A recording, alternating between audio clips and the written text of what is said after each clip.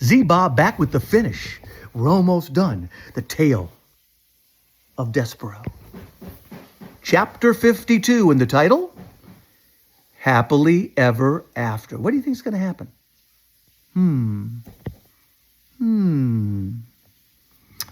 But the question you want answered, I know, is did they live happily ever after?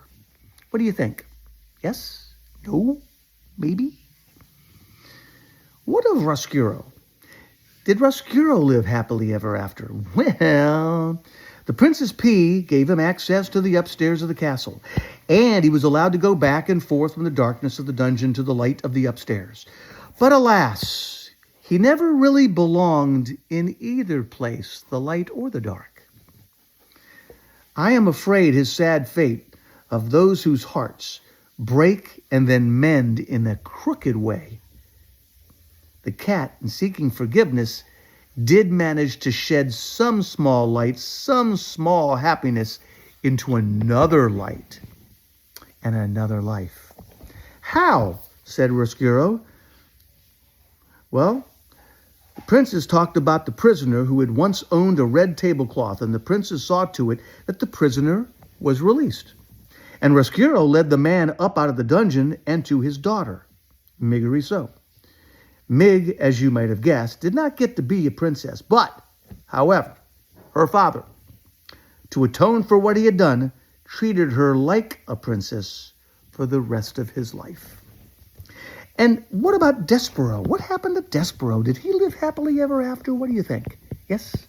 No? Maybe?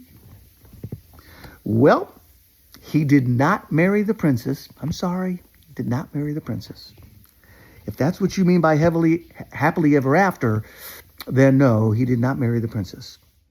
Even in a world as strange as this one, a mouse and a princess, can't marry. But they can be friends. And they were friends. Together, they had many adventures. Many, many, many adventures. But before you leave, imagine this. Imagine an adoring king. Imagine a glowing princess. Imagine a serving girl. Imagine a serving girl with a crown on her head and a rat with a spoon on his, all gathered around the table in a banquet hall. In the middle of the table, a great kettle of soup. The soup is sitting in a place of honor right next to the princess. It is a very small individual next to the princess, a mouse with big ears. Here's the picture.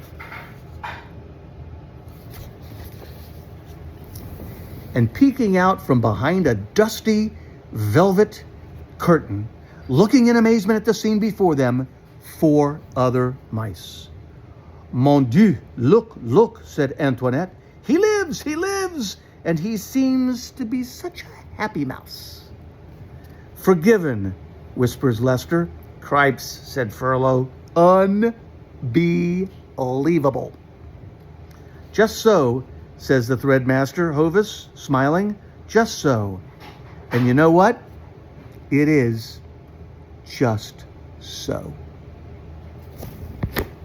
The end. We loved so much reading this to y'all. Love you so much. Night, night.